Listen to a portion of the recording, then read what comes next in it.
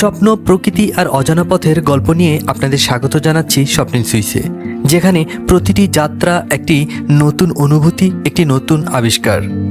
আজকে যাত্রা শুরু হচ্ছে তুষারে মোড়া এক শহর থেকে, জুরিক। চারদিকে সাদা বরফের চাদর আর গাছের ডালে জমে থাকা তুষার। রাস্তার পাশে এক অসাধারণ নীরবতা। এই শীতল সকালেই আমি উঠে পড়লাম ট্রেনে। গন্তব্য অজানা, কিন্তু অনুভূতি অসাধারণ।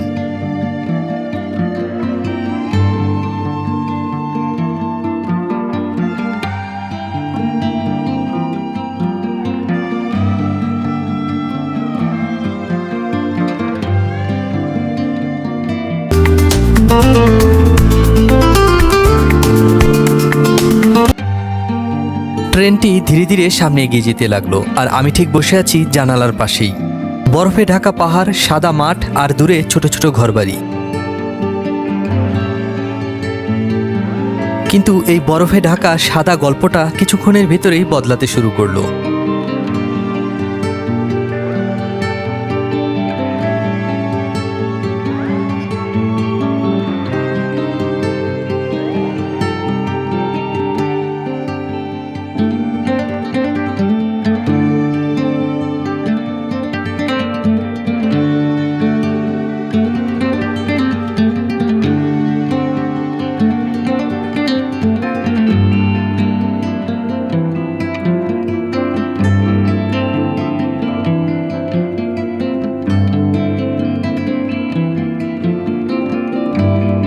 বাইরের বরফের চাদর ধীরে ধীরে হারিয়ে যেতে লাগলো। তার জায়গা নিচ্ছে সবুজ পাহাড়, রোদেলা আকাশ আর এক নতুন পরিবেশ।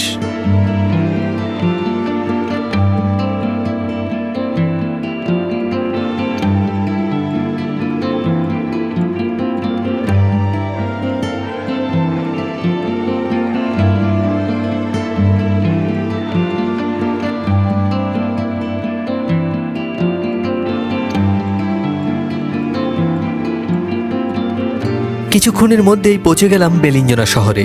একদম ভিন্ন এক জগৎ। এখানে নেই কোনো তুষারের শীতলতা, বরং আছে উষ্ণতা, রোদ আর জীবনের ছোঁয়া।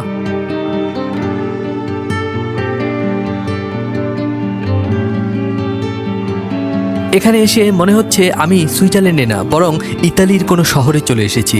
কারণ এটা টিসিনো অঞ্চল, পুরোটাই ইতালিয়ান সংস্কৃতিতে ভরপুর। মানুষজন কথা বলছে ইতালিয়ান ভাষায়, আর রাস্তায় ভেসে আসছে চাও, বনজোর্নো এসব কথা।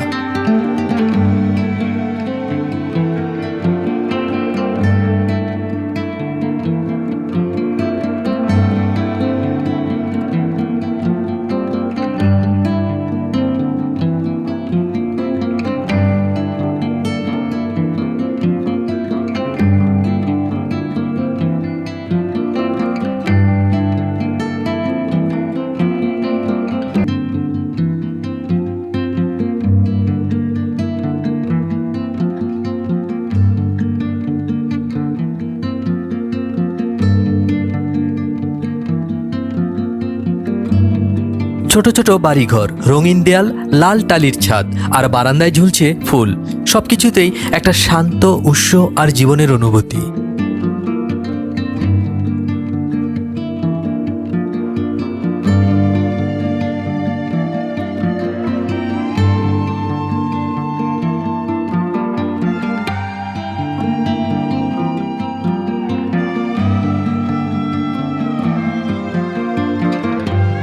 তুষারের শহর থেকে হঠাৎ করেই সবুজের শহরে। এই যাত্রা শুধু জায়গার পরিবর্তন নয়, একটা অনুভূতিরও পরিবর্তন। আর এই শহরের বুকে লুকিয়ে আছে শত শত বছরের ইতিহাস।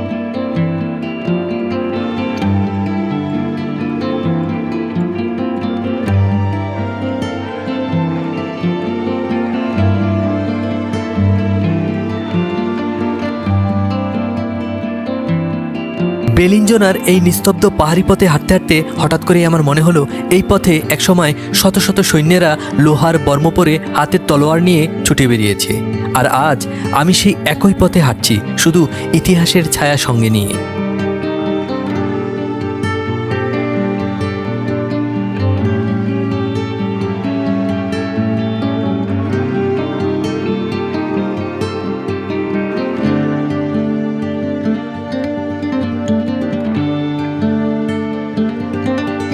এই শান্ত গ্রামের নিচেই লুকিয়ে আছে এক অস্থির ইতিহাস। সময়টা তখন 1300 শতাব্দী, যখন ইউরোপ ছিল বিভক্ত, ক্ষমতার জন্য যুদ্ধ চলছিল প্রতিনিয়ত। সেই সময় এই অঞ্চল নিয়ন্ত্রণ করত ইতালির মিলানের ভিসকন্তি বংশের শাসকরা, যারা উত্তর ইতালির শক্তিশালী পরিবার ছিল। তাদের লক্ষ্য ছিল স্পষ্ট, এই পথের নিয়ন্ত্রণ করতে হবে যে কোনো কিছুর মূল্যে। আর সেই লক্ষ্যেই পাহাড়ের উপর তৈরি হয় একটি দুর্গ, মন্তেবেল্লো কাজেল, যাকে ইতালিয়ান ভাষায় বলে মন্তেবেল্লো কাস্তেল।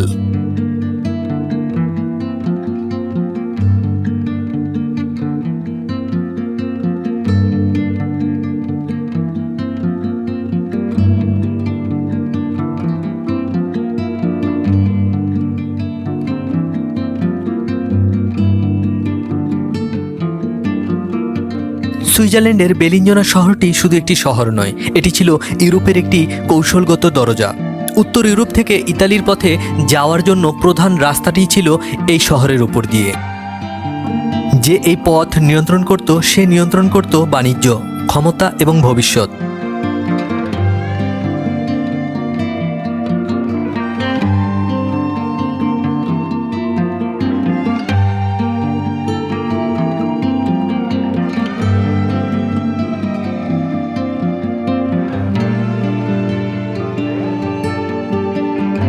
এই বেলিনজোনা শহরে মূলত 3টি বড় বড় দুর্গ আছে।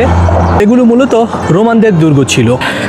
ঠিক এই পাশটায় দেখতে পাচ্ছেন কিছু গাছ রোপণ করা আছে, যদিও গাছগুলোতে এখনও কোনো পাতা নেই, তবে এগুলো মূলত আঙুর গাছ। ছোট্ট একটি আঙুর বাগান তৈরি করা হয়েছে। আমি আরও বেশ কিছুটা উপরে উঠব। পাহাড়ি রাস্তা ধরে বেশ খানিকক্ষণ হাঁটতে হয় দ্বিতীয় দুর্গের দিকে যেতে হলে। আমি প্রায় কাছাকাছি চলে এসেছি।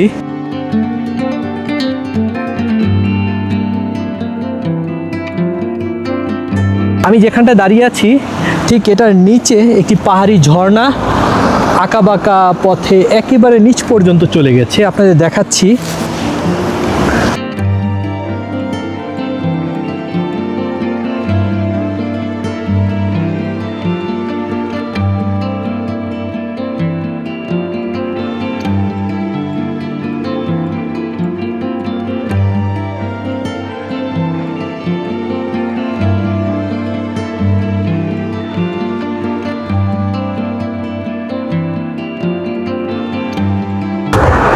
পুরো শহরটা আনাচে কানাচে যেখানে তাকাচ্ছি না কেন একেবারে ফুলে ফুলে সাজানো। আর ঘরবাড়িগুলো দেখতে পাচ্ছেন ইতালিয়ান স্টাইলে তৈরি করা, এবং এত সুন্দর ঘরগুলো, সেই লাল টালির ছাদের ইতালিয়ান ঐতিহ্যের ঘর।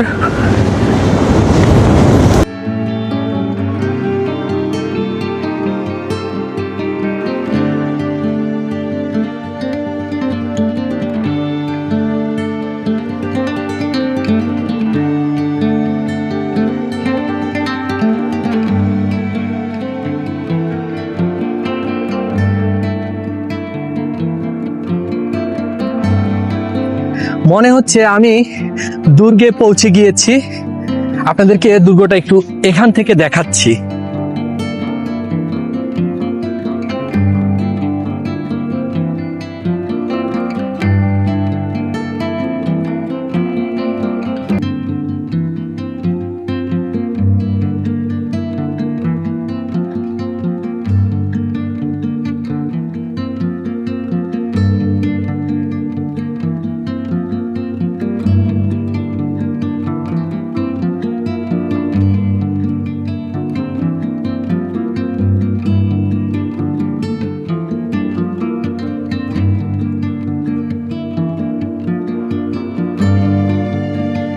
এখন আমি যেই দুর্গের সামনে দাঁড়িয়ে আছি, এই দুর্গটির নাম রাখা হয়েছে ইতালিয়ান ভাষায়।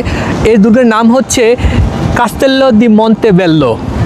দুর্গের ভিতরে প্রবেশ করি এবং দেখি যে স্থাপত্য শৈলীর কিছু অসাধারণ নিদর্শন।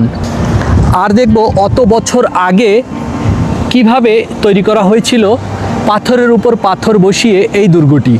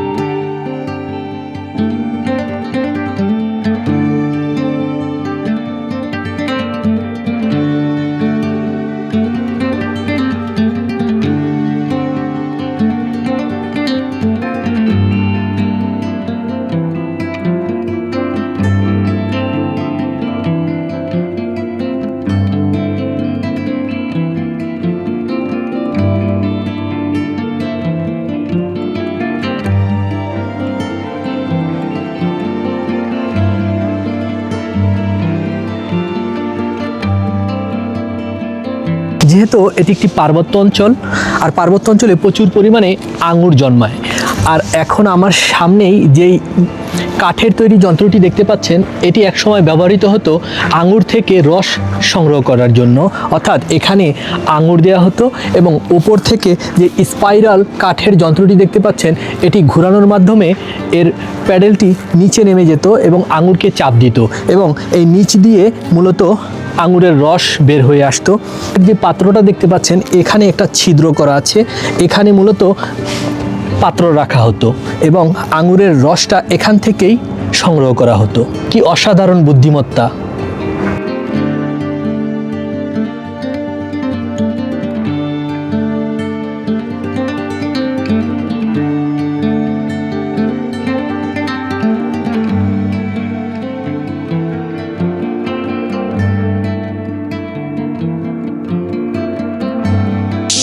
প্রবেশদ্বারের সাথেই একটি ছোট আকৃতির সিঁড়ি রয়েছে। এই সিঁড়িটি খুব বেশি বড় আকৃতির না, হয়তো একজন মানুষ এখান দিয়ে উঠতে পারবে। এটা প্রবেশদ্বারের ঠিক সাথেই এই ছোট্ট সিঁড়ি। এই সিঁড়ি দিয়ে আমি প্রথমে উপরে উঠবো এবং দেখব উপর থেকে আশেপাশের ভিউটা কেমন দেখা যায়। চলুন।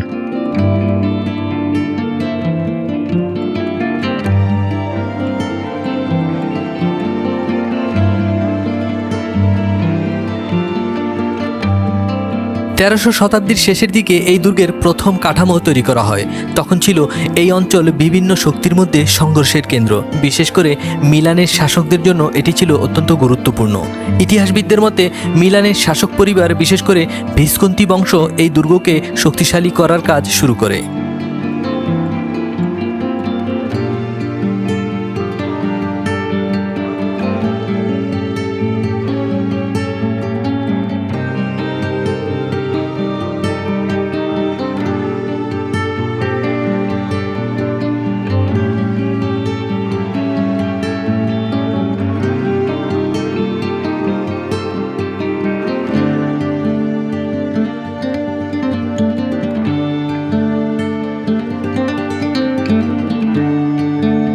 এই দুর্গে কোনো একক রাজা স্থায়ীভাবে বসবাস করেননি, বরং এটি ছিল একটি সামরিক ঘাঁটি যেখানে শাসকেরা তাদের সেনাবাহিনী মোতায়েন করতেন। মিলানের শক্তিশালী শাসকেরা, যারা উত্তর ইতালিতে তাদের আধিপত্য বিস্তার করতে চেয়েছিলেন, এই দুর্গকে তারা ব্যবহার করতেন প্রতিরক্ষা ও নজরদারির জন্য। তাদের অনেকেই যুদ্ধ, ষড়যন্ত্র বা রাজনৈতিক দ্বন্দ্বে নিহত হয়েছেন। এগুলো ছিল মধ্যযুগীয় ইউরোপে খুবই সাধারণ। দুর্গের এই অংশে একটি রেলিংয়ের ব্যবস্থা করা হয়েছে। এটা মূলত আদিতে ছিল না। বর্তমানে এটি ট্যুরিস্টদের একটি আকর্ষণীয় কেন্দ্র হওয়ায় অনেক ট্যুরিস্টই এখানে এসে ছবি তুলতে পছন্দ করেন এবং এখানে দাঁড়িয়ে আশেপাশের ভিউটা দেখতে পছন্দ করেন।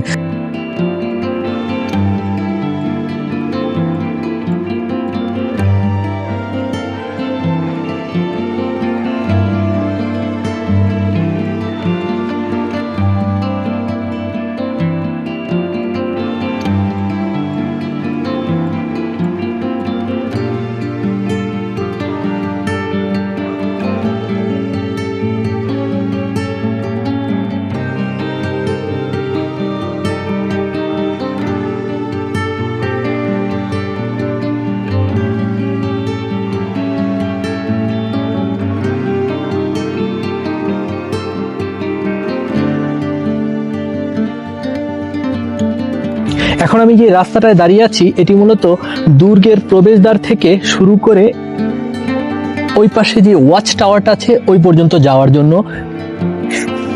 এটা একটি পাথরের তৈরি রাস্তা ছিল। এখন বর্তমানে এই পাথরের তৈরি রাস্তাটার উপরে একটি লোহার রেলিং এর ব্যবস্থা করা হয়েছে।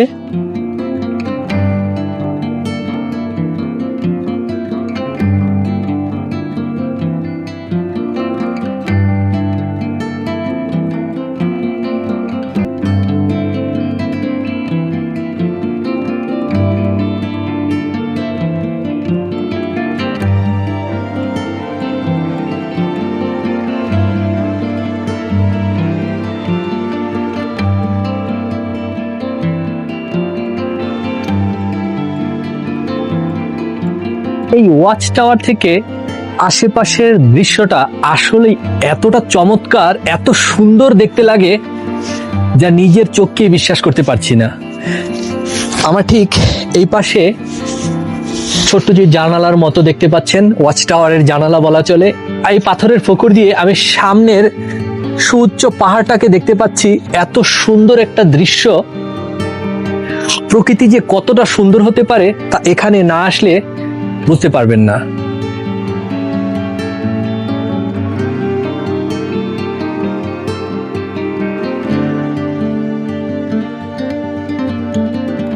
আরো একটি প্রবেশদ্বার, অর্থাৎ আপনি পরপর দুটো প্রবেশদ্বার এখানে দেখতে পাবেন। চলুন ভিতরে যাওয়া যাক।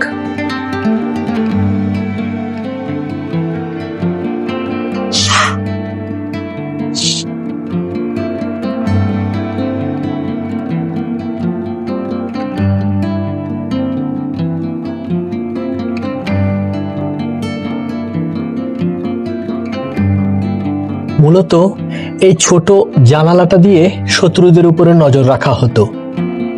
এই দুর্গ তৈরি করার মূল উদ্দেশ্য ছিল শত্রুদের আক্রমণ থেকে প্রতিহত করা, বাণিজ্য পথ নিয়ন্ত্রণ করা এবং পুরো উপত্যকাকে নজরে রাখা। সুতরাং এটি ছিল একটি সম্পূর্ণ প্রতিরক্ষা ব্যবস্থা যা যুক্ত ছিল আরও দুটি দুর্গের সাথে। একটি হচ্ছে কাস্তেল গ্রান্দে এবং অন্যটি সাসো কোরবারো কাস্তেল।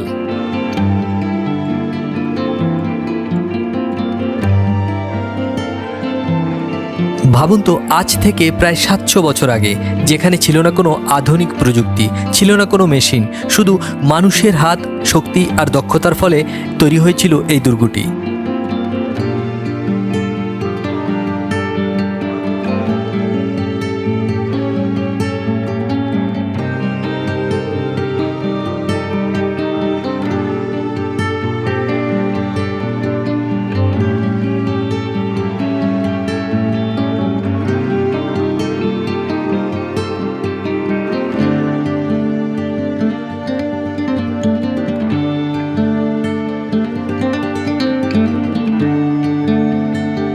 ফ্রেন্ডস, খুব ছোট একটা গলির মতো, এটা একেবারে নিচে চলে গেছে। আমি দেখার চেষ্টা করব এই রাস্তাটা কোথায় গেছে। চলুন।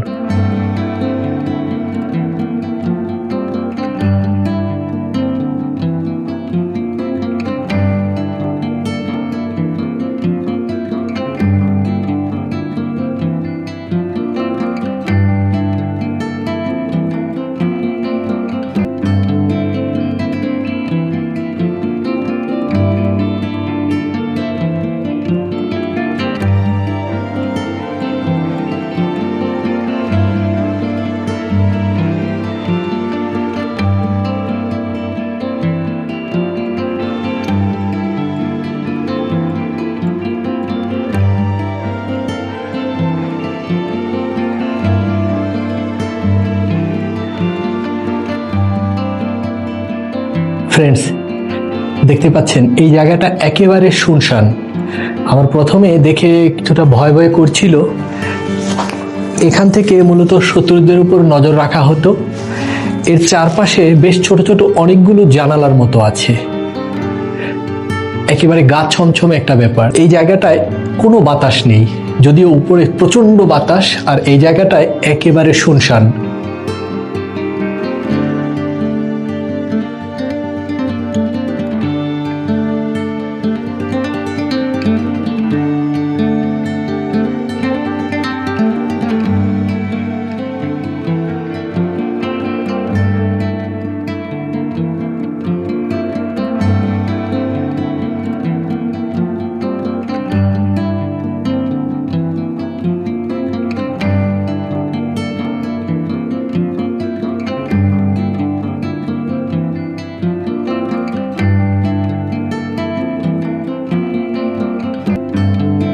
এই দুর্গের প্রথম কাঠামো তৈরি হতে কয়েক বছরও লাগলেও পুরো দুর্গটি সম্পূর্ণ রূপ পেতে সময় লেগেছে 100 বছরেরও বেশি, কারণ প্রতিটি যুদ্ধের হুমকি অনুযায়ী দুর্গকে আরও শক্তিশালী এবং বড় করা হয়েছিল।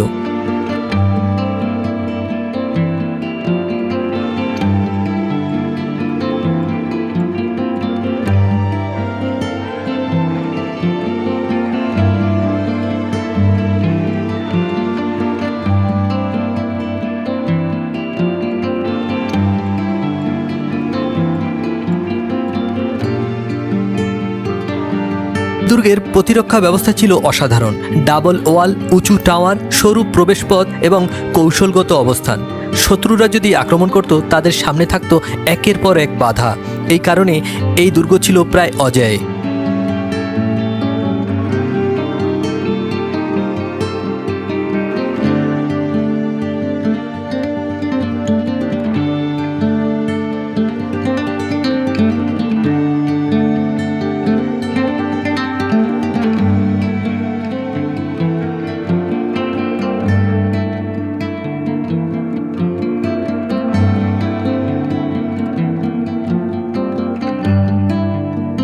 আজ যখন আপনি এখানে দাঁড়াবেন, মন্তেবেল্লো কাজেল থেকে দেখবেন পুরো শহরটাকে, সবুজ পাহাড়, পুরনো বাড়ি আর আকাশের নীল ছোঁয়া।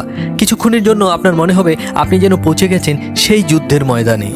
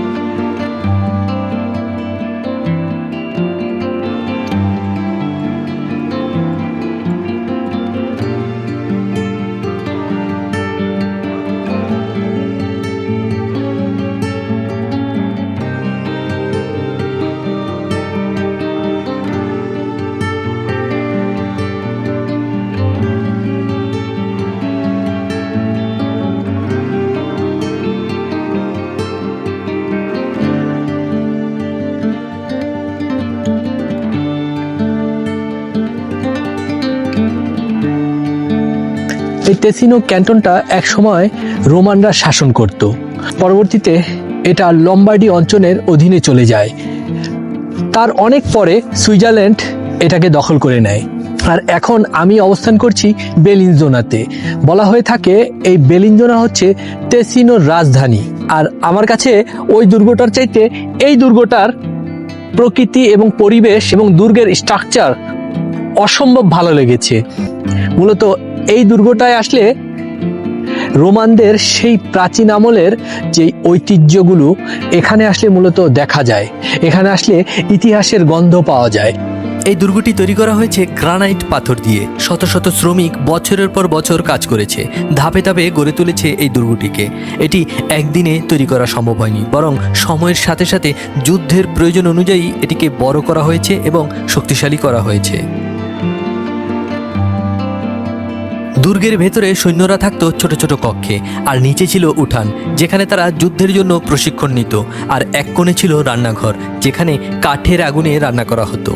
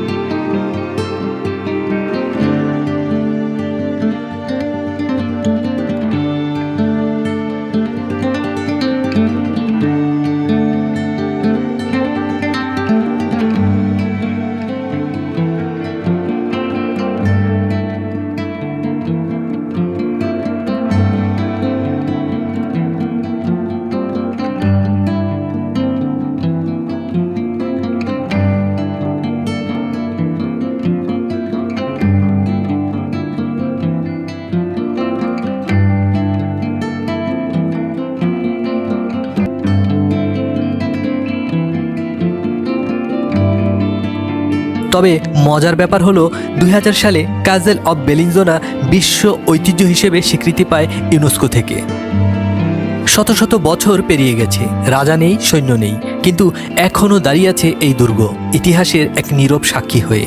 এটাই মন্তেবেল্লো কাজেল, যেখানে প্রতিটি পাথরের গায়ে এখনও লেগে আছে যুদ্ধের সেই গন্ধ।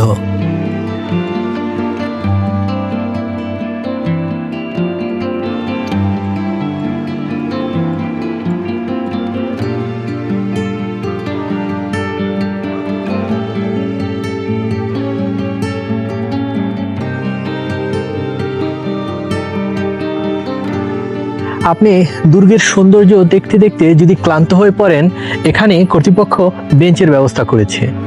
আর এখানে বেঞ্চে বসে অসাধারণ দুর্গের একটি দৃশ্য দেখা যায়।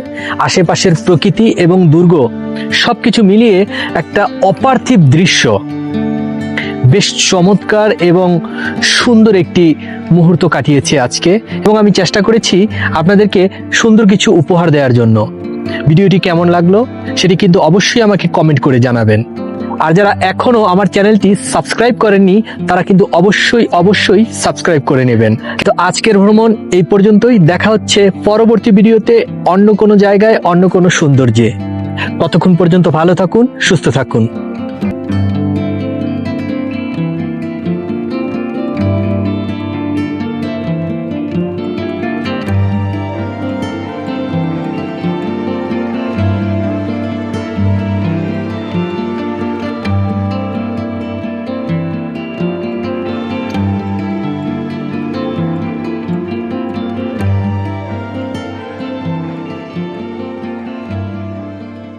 মূলত এই ছোট জানালাটা দিয়ে শত্রুদের উপরে নজর রাখা হতো।